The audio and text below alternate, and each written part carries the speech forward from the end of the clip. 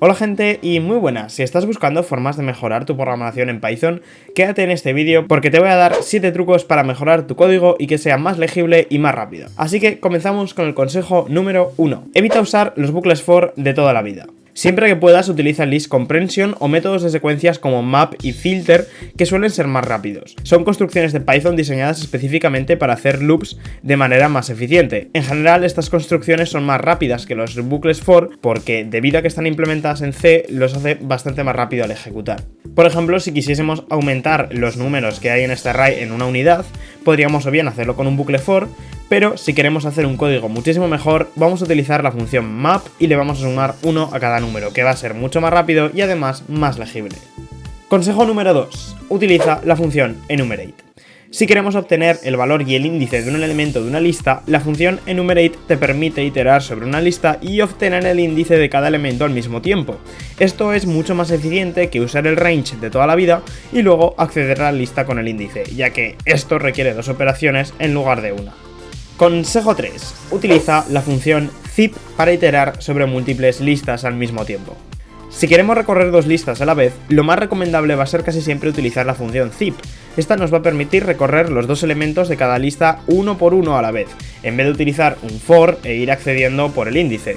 Además, tiene la ventaja de que si las listas tienen distintos tamaños, no habrá problema, ya que cuando acabe la más corta, acabará de forma automática todo el bucle for, lo que puede evitar todos los errores que hay durante la ejecución de que nuestro índice sea salido del tamaño del array. Por tanto, es una alternativa que es más sencilla y además mucho más legible, así que es mucho mejor.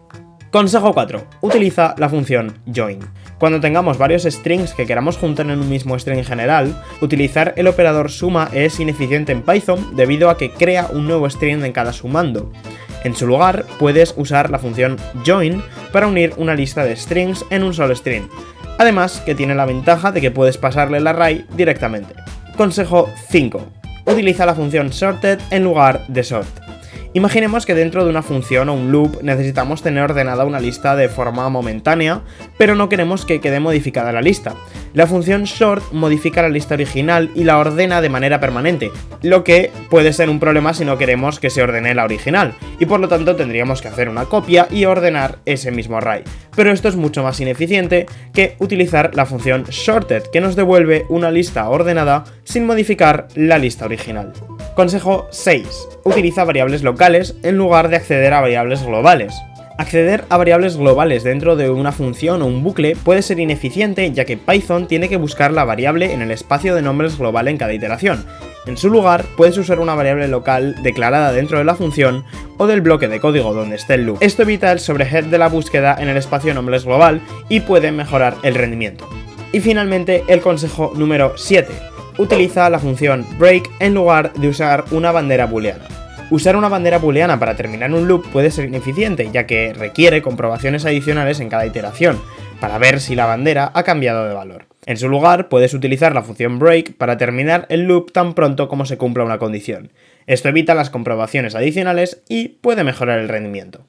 Espero que estos 7 consejos te ayuden a mejorar la estética y el rendimiento de tu código en Python. Recuerda, cada situación es diferente y algunos de estos consejos pueden ser más aplicables que otros dependiendo de lo que estés tratando de hacer. Experimenta y encuentra lo que mejor funciona para ti. Así que dicho todo esto, os deseo feliz año 2023, que comencéis todos muy bien y nos vemos en un próximo vídeo. ¡Hasta luego!